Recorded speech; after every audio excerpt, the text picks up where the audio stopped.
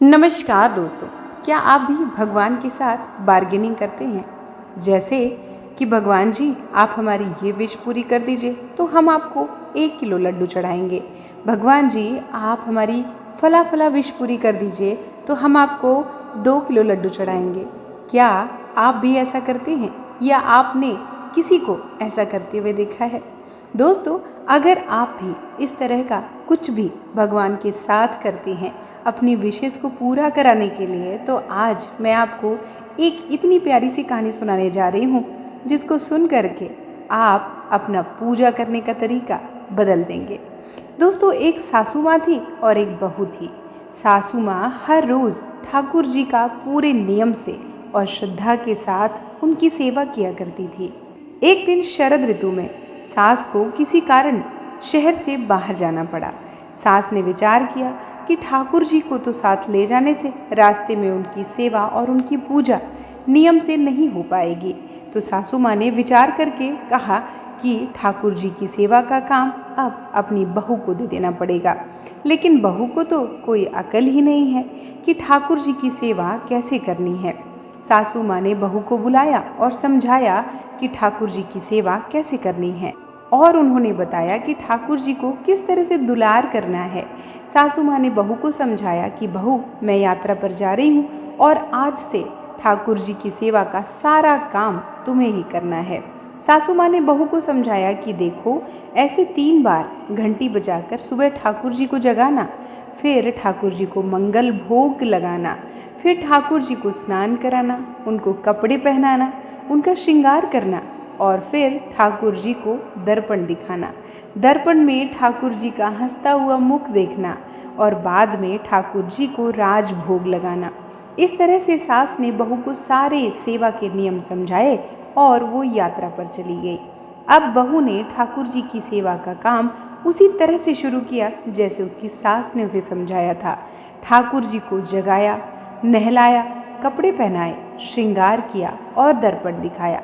सासू माँ ने कहा था कि दर्पण में ठाकुर जी का हंसता हुआ मुंह देखकर ही राजभोग लगाना। दर्पण में ठाकुर जी का हंसता हुआ मुख ना देखकर बहू को बड़ा आश्चर्य हुआ। बहू ने विचार किया कि शायद मुझसे सेवा में कहीं कोई गलती हो गई है, तभी दर्पण में ठाकुर जी का हंसता हुआ मुख नहीं दिखाई दे रहा। बहू ने फिर से ठाकुर जी को नहलाया, उनका श्रृंगार किया और उनको दर्पण दिखाया, लेकिन ठाकुर जी का हंसता हुआ मुख नहीं दिखा। बहू ने फिर विचार किया कि शायद फिर से कोई गलती हो गई है, तो बहू ने फिर से ठाकुर जी को नहलाया, श्रृंगार किया और दर्पण दिखाया। अब भी ठाकुर जी का हंसता मुख नहीं दिखा, तो बहू ने फिर से ठाकुर जी को नहलाया। ऐसे करते करते बहू ने ठाकुर जी को 12 बार स्नान कराया और हर बार जब दर्पण दिखाया तो ठाकुर जी का हंसता हुआ मुख नहीं दिखाई दिया। अब बहू ने 13वीं बार फिर से ठाकुर जी को नहलाने की तैयारी की, तो ठाकुर जी ने विचार किया कि अब अगर इसको हंसता हुआ मुख नहीं दिखा तो ये आज पूरा दिन मुझे नहलाती ही रहेगी।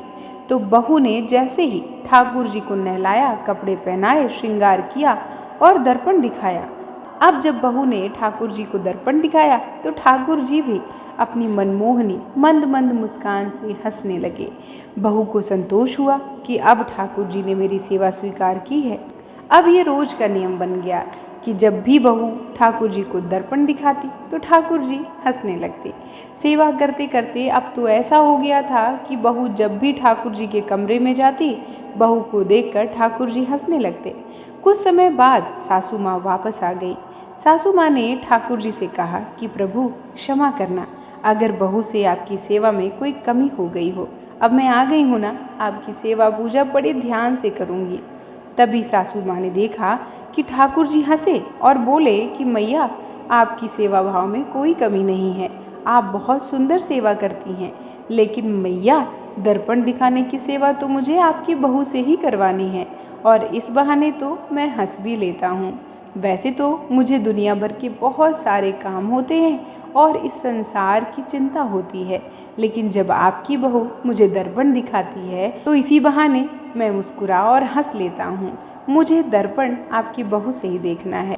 और ये बात सुनकर सासू माँ बहुत ही ज़्यादा खुश और आश्चर्यचकित रह गई। तो दोस्तों, इस कहानी के माध्यम से मैं आपको बस इतना ही बताना चाहती थी कि भगवान को हमसे कुछ नहीं चाहिए। आप कल्पना करिए, क्या हमारे 1 किलो 2 किलो या कुछ प्रसाद चढ़ा देने से भगवान प्रसन्न होते हैं, या हमारे फल चढ़ा देने से भगवान खुश होते हैं? नहीं, भगवान के पास तो इतनी सामर्थ्य है कि ये पूरा संसार बस उनकी एक इच्छा भर का मोहताज है। वो जो चाहें वो इस दुनिया में किसी को भी दे सकते हैं। तो भला उनके लिए खुद किस संसार में किस चीज़ की कमी होगी? लेकिन उन्हें जो चीज़ पसंद है, जिस चीज़ की उन्हें कमी होती है, वो होता है हमारा निश्चल प्रेम, वो होता है हमारा भक्ति भाव।